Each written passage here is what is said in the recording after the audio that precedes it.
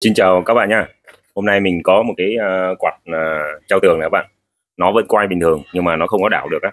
Thì mình đã tháo cái phần gáo nó ra rồi nha các bạn.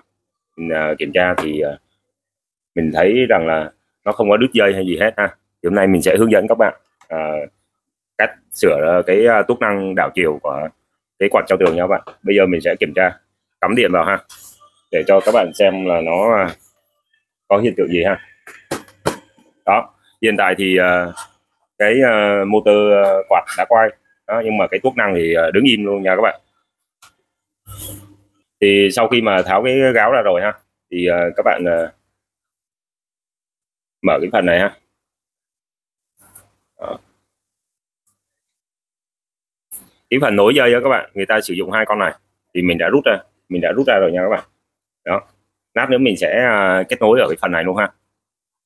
Mình cứ để ý hai cái dây này, dây nào cũng được ha, hai cái dây này, các bạn nhớ ha. Mình tháo ở cái dây nào thì mình sẽ lát mình gắn vào dây y chang vậy luôn nha các bạn. Mình sẽ để cái quạt này ra ha. Mình sẽ để thang đo là 100 nha các bạn. Mình sẽ để thang đo 100 và mình sẽ kiểm tra nó sẽ dễ dàng hơn ha.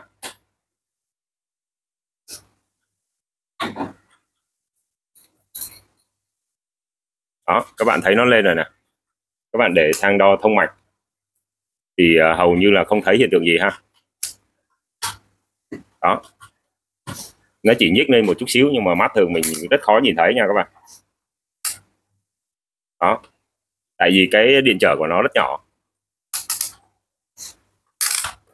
Nên ở đây mình có đồng hồ số này, các bạn để đo thông mạch nha, thì nó sẽ không đo được điện trở của nó đâu các bạn,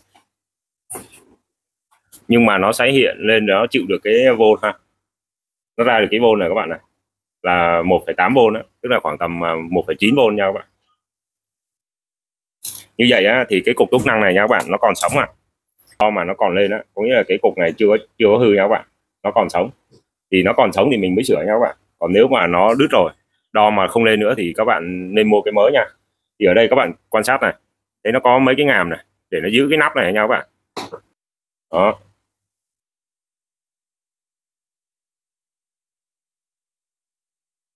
Đó, các bạn mở ra như vậy ha. Bên này cũng vậy luôn ha.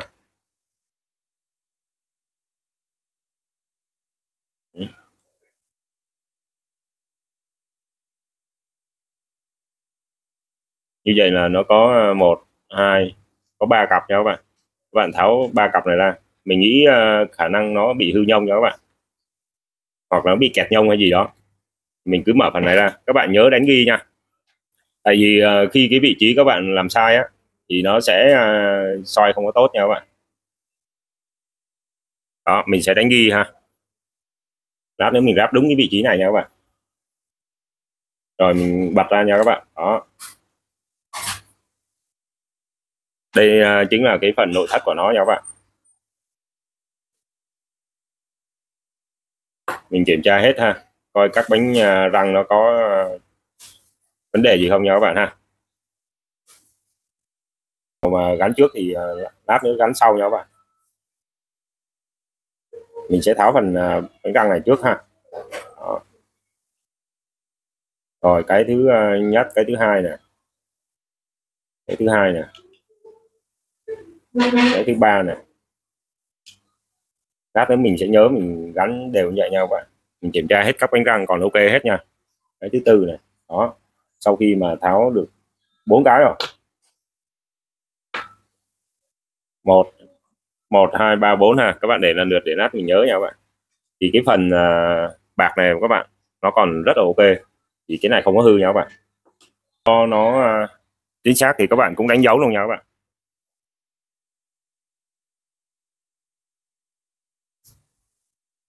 Đó, mình sẽ đánh dấu đúng vị trí ha, lát nữa mình gắn vô y chang vậy nha.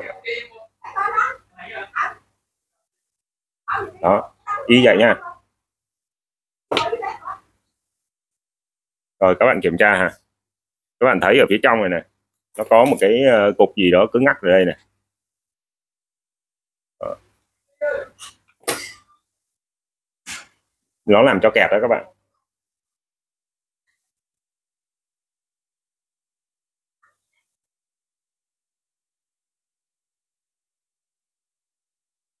nó làm cho kẹt này, nó không có xoay được ha. Đó, các bạn thấy này, cái cục đen đen gì trong này này, mình sẽ vệ sinh cái phần đó ha. Cái cuộn dây nó vẫn bình thường mà, rất là cứng nha các bạn. Đó, như vậy là nó bị một cái hiện tượng bị bụi bặm gì đó các bạn ha, nó dính vô nó cứng ngắc. Mình sẽ vệ sinh cái phần đó nha các bạn, để cho nó trơn tru ha. Mình sẽ vệ sinh hết này các bạn này. Đó, nó đen thui à, nó làm cho kẹt đó các bạn, không có xoay được ha, để lâu sẽ bị cháy luôn nha các bạn. Đó, khả năng là nó tràn từ cái phần mà mỡ bò ở trên này nha các bạn.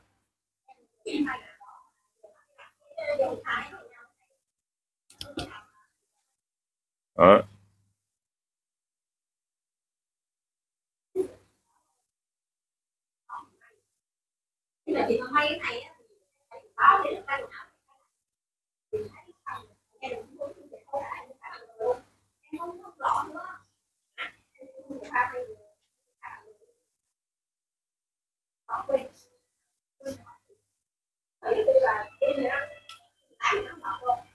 đó, đây là cái cuộn dây này các bạn, nó biến từ 220 các bạn, cuộn dây rất là mỏng ha.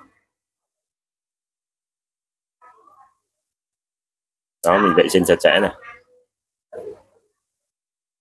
Đó, hồi nãy là nó bị rớt xuống các bạn, nó cứng ngắc à. Rồi mình sẽ mở cái này cho các bạn coi cái phần dây của nó ha, rất là mảnh luôn. Nó rất là mảnh luôn nha các bạn, và khi gỡ ra cẩn thận nó đứt nha. Đó, các bạn thấy này, cái dây nó ra đấu ra cái cọng này nè. Đó, rất là mảnh luôn.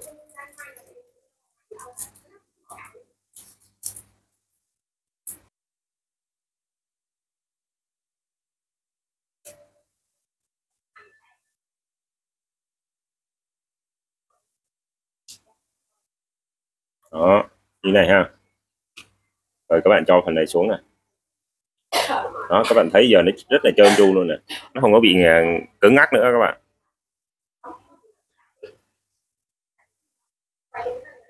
Đó, các bạn thấy nè, lên kim bình thường nè, vậy nó vẫn sống ha, không dùng mỡ bò các bạn, mà mình sẽ dùng dầu máy ha. Mình sẽ bỏ chút xíu cái dầu máy nha các bạn. Đó, chút xíu thôi ha, để cho nó trơn tru nha. Rồi mình sẽ cho cái phần này xuống. Các bạn thấy cái dấu nè, mình sẽ căn đúng cái dấu đó mình đưa xuống ha.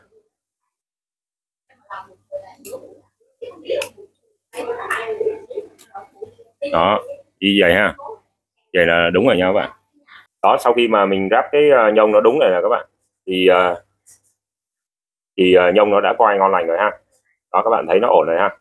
Thì nếu mà các bạn sợ quên á, thì mình khi mà tháo lắp á, các bạn quay lại nhé, quay lại video rồi mình xem lại cái bánh răng nào ở vị trí nào ha.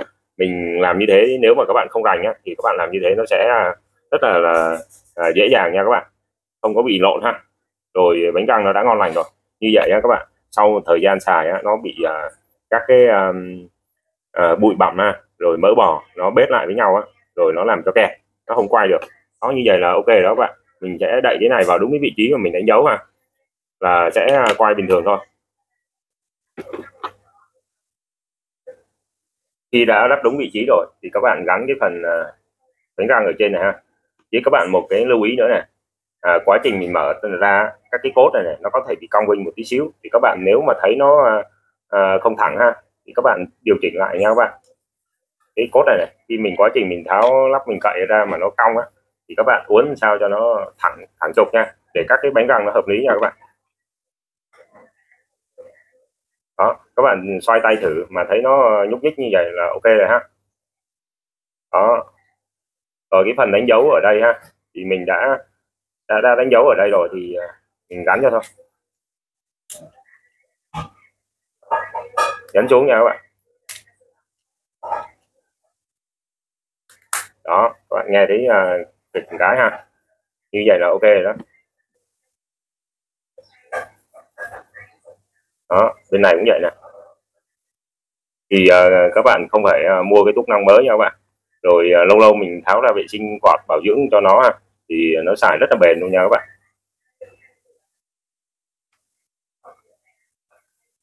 Đó, như vậy là đã chắc chắn không bị. Đó, các bạn quan sát này, nó đã quay bình thường rồi. Giờ mình sẽ lắp vô quạt thôi nha các bạn. Rồi, cái dây đen hồi nãy mình tháo ở đây thì mình cũng gắn dây đen chúng. Thực ra thì hai cái dây của túc năng này các bạn đấu dây nào cũng được nha.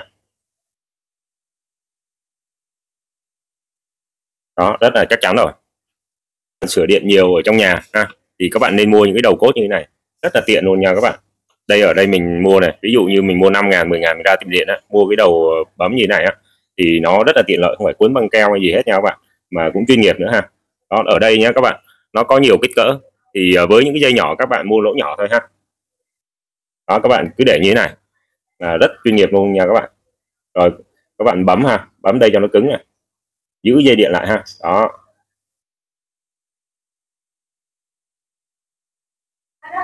đó các bạn thấy cứng rồi ha. Rồi phần này cũng vậy nè,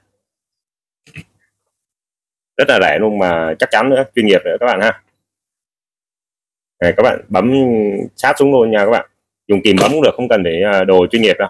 Đó, các bạn bấm như này nó đã chắc chắn rồi nha các bạn. Thì cái phần này á mình sẽ bó bằng dây rút ha.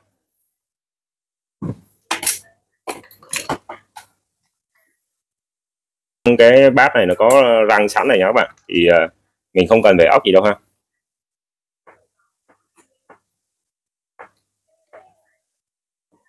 Ốc chỗ này nó có sự di chuyển thì mình sẽ cho một ít dầu máy để cho nó bền nha các bạn, tăng tuổi thọ nó lên ha.